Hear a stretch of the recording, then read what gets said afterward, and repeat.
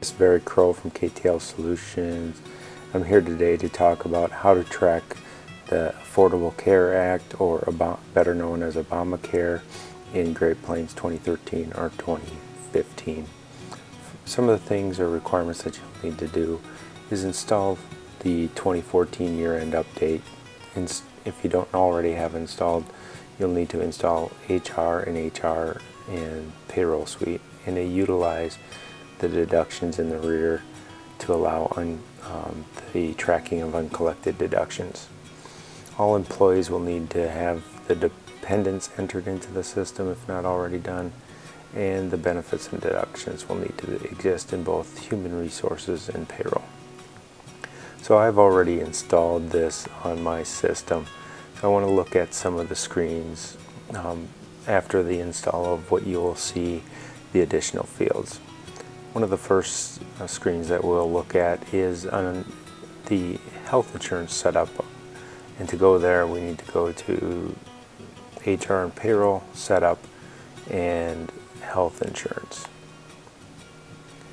So what we see here for the health insurance from the test company of Fabricam is the Affordable Care Act info. There are two new fields within this screen, one for the offer coverage codes and the other one for the safe harbor codes.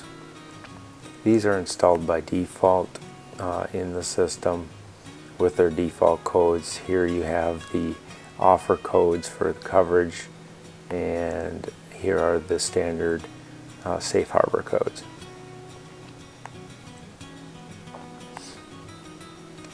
So next, when we set up the dependents after it's been installed, and we look at our standard employee, one of them, we'll notice that it now says there's an additional line for health insurance coverage.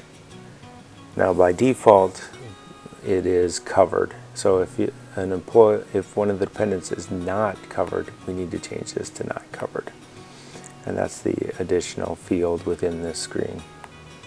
Now when we enroll an employee for benefits under the health insurance enrollment, we have those same additional screens that were in the setup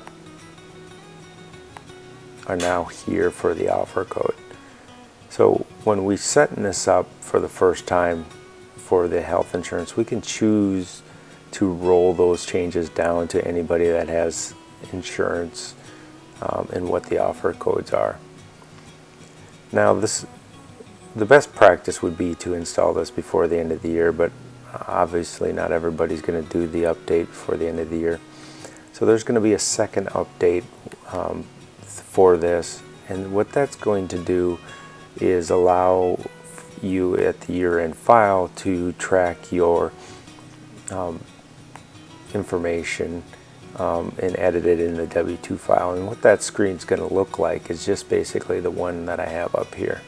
So when you create your year-end employee information and you're editing it, you're going to have two new tabs here to enter the dependents and edit the 1095C. Now that update will be coming later on in the year and is not available right now, but look for that update in future release. Thank you, and have